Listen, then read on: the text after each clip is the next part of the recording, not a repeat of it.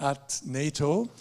NATO, where he spent the last 10 years out in different missions, different positions, always linked to cybersecurity or cyber defense. And Christian-Marc Lifländer, before of that, occupies also some very key position in the government of Estonia, I'm sorry, his country of origin. So, Christian-Marc, I give you the floor, and it's a pleasure to have you here coming from Brussels to explain us a few things. Thank you very much.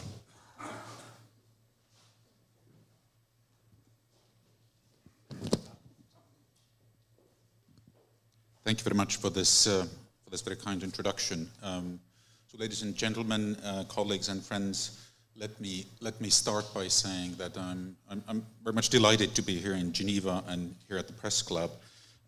It has been a while since we've been together in person, pandemic and everything. I can tell you, it sometimes feels like this virtual thing was like eating canned food. It filled your stomach, but wasn't the real thing. I think very much this is about this interaction. We are social animals after all. So it's good to be back, and I'm also grateful to be part of this discussion here in Geneva, looking at lessons learned from the use of cyber in the 21st century conflicts. Let me also say from the outset that we usually stand where we sit. And while I sit in front of you today, my day job is basically at the NATO headquarters, and this is me telling you that my remarks are very much influenced by the work that I do. Let me also sort of stress before I get on with the keynote that this event, I think, comes at an unprecedented time. I think we face a profoundly changed security environment. Cyberspace has been central to the war in Ukraine. It has been used to shape the battle space. Cyber attacks were used to lay the ground for the invasion, to disable Ukrainian communications, and the ability for the government to communicate with its people, and to distort the narrative through disinformation. In recent months, you have also seen cyber attacks with data wiping malware continuing to target Ukrainian entities in government, commercial, and energy sectors to paralyze computer systems. It was mentioned already in the panel this morning that some of this malware has had cascading effects and indeed impact beyond Ukraine's borders. The hack on the KSAT satellite network, for example, affected internet connectivity for tens of thousands of people across Europe. Of course, as you have seen, many NATO allies have attributed this attack to Russia, condemning the attack in strongest terms.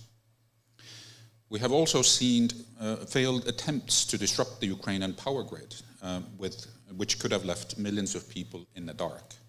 And in recent days, we have seen further warnings from many governments against potential cyber attacks against our national critical infrastructure in response to support provided to Ukraine and the sanctions against Russia.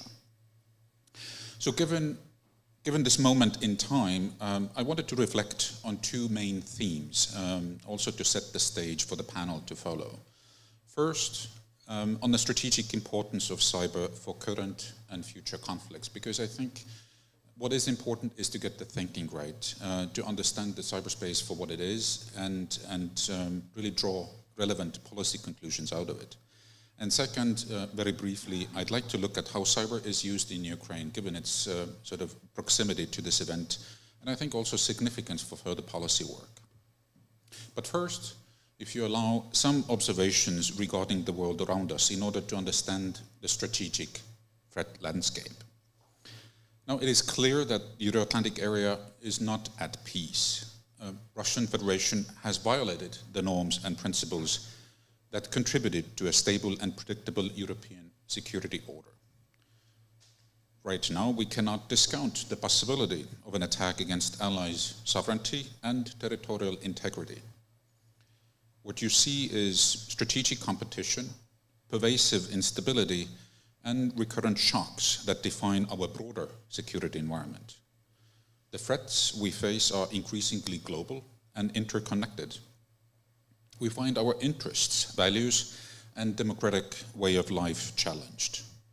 Indeed, strategic competitors test our resilience and seek to exploit the openness, interconnectedness, and digitalization of our nations.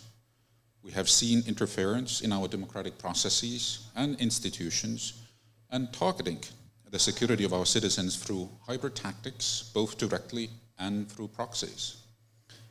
We've seen conduct of malicious activities in cyberspace, disinformation campaigns, instrumentalization of migration, manipulation of energy supplies, and employment of economic coercion. And, perhaps not surprisingly, many of these actors are often also at the forefront of a deliberate effort to undermine multilateral norms and institutions and to promote authoritarian models of governance. So what does this mean, particularly for the cyber discussions that we're having here today? I think the challenge is this long-term strategic competition with actors that have become quite skilled at operating below the threshold of armed conflict to advance their strategic interests. As discussed, I think you see many of these actors taking careful steps to design around deterrence and trying to pursue their strategic interests in areas with blurred thresholds of tolerance. You see conduct of deniable, hostile actions that seek to undermine trust and confidence in democratic institutions, social fabrics, and the global economic system.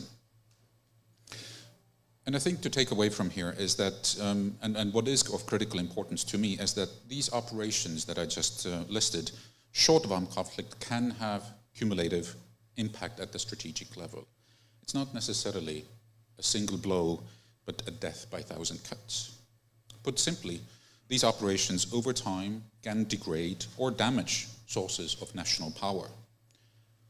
All nations and organizations that are dependent upon cyberspace will therefore be affected.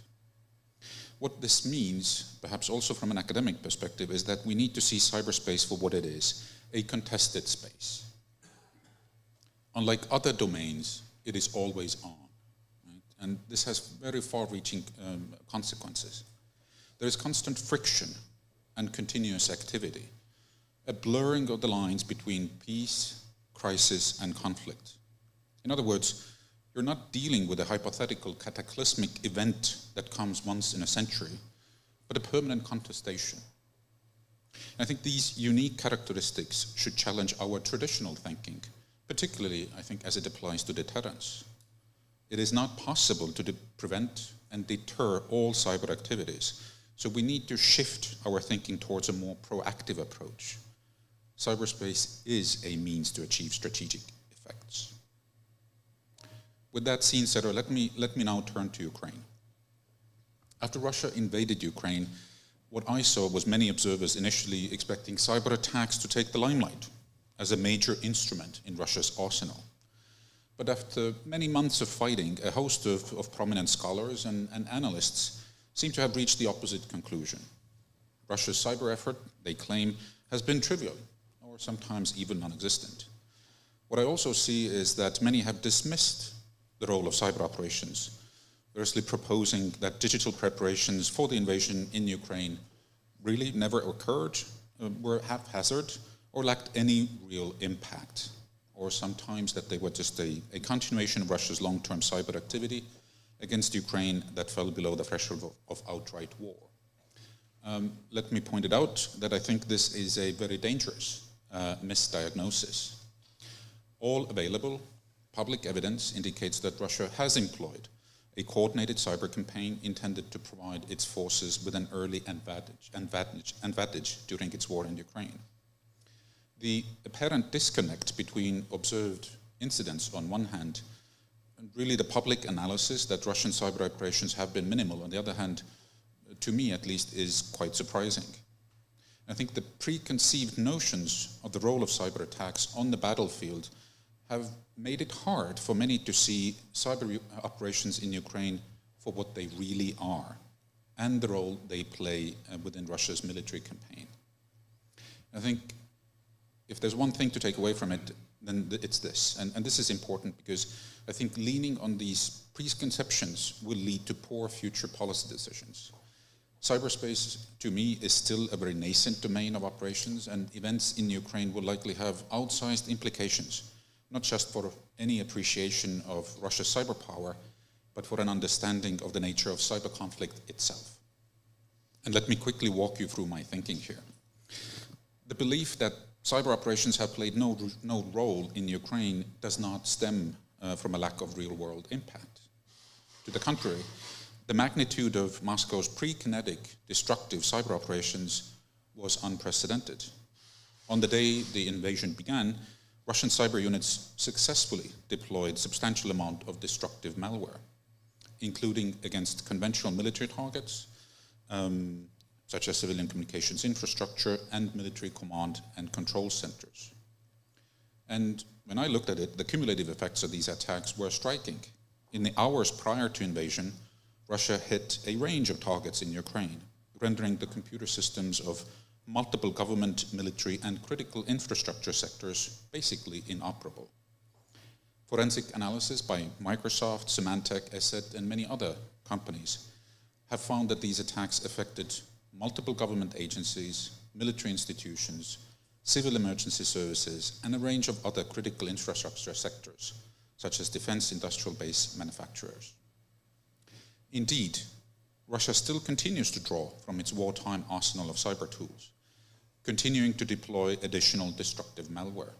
Cities under siege from Russian shelling have experienced cyber-enabled disruption to internet services. And Ukraine's national cyber authorities continue to expose intrusion attempts by Russian cyber units.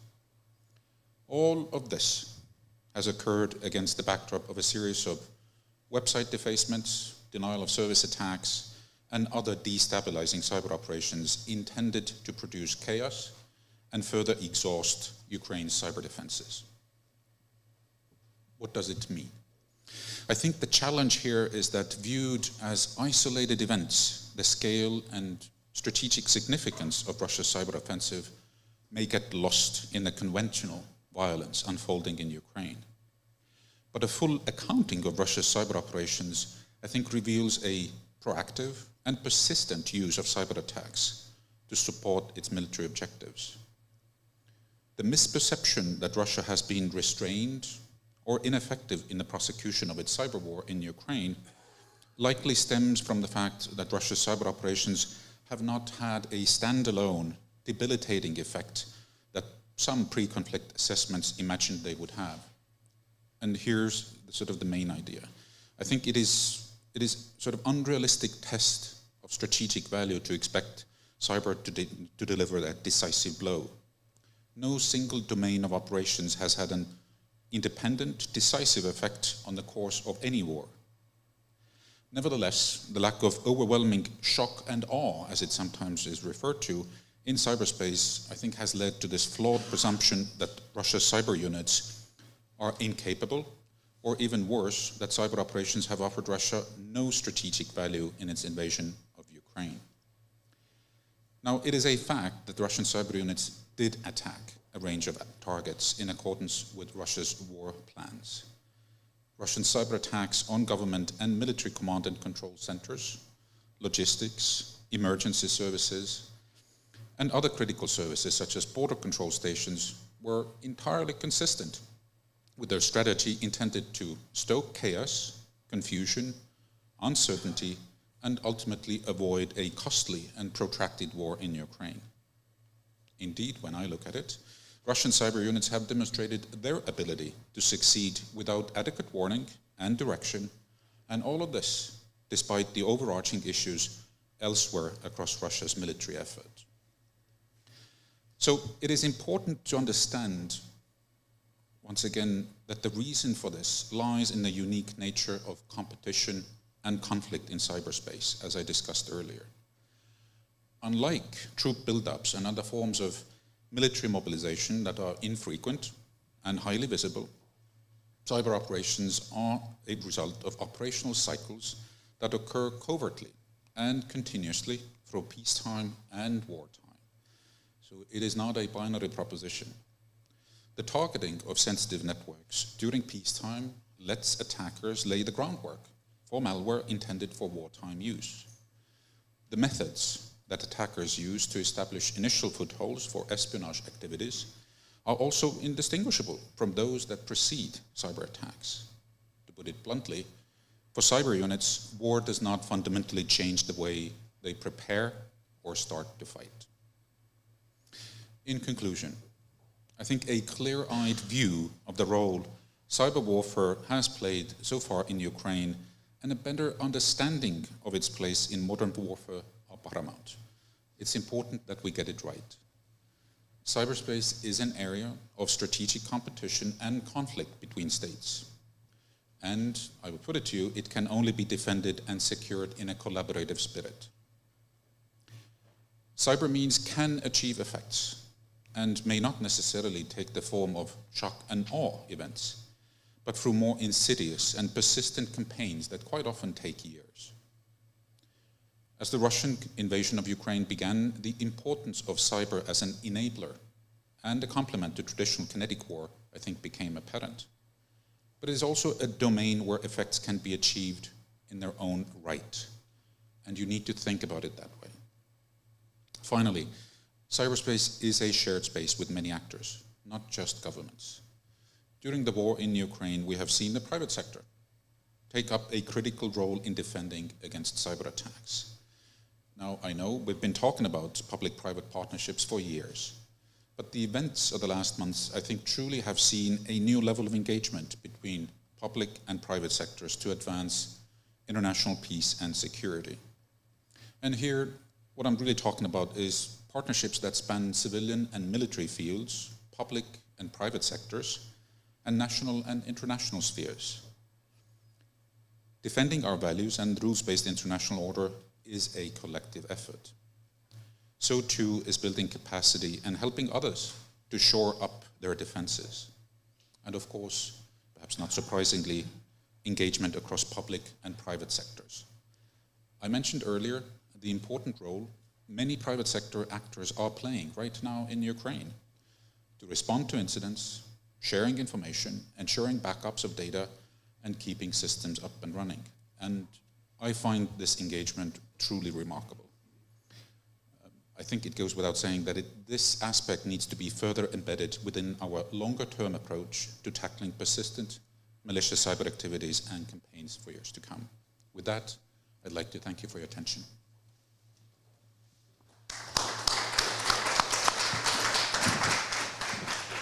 Thank you very much, Christian-Marc Lifländer.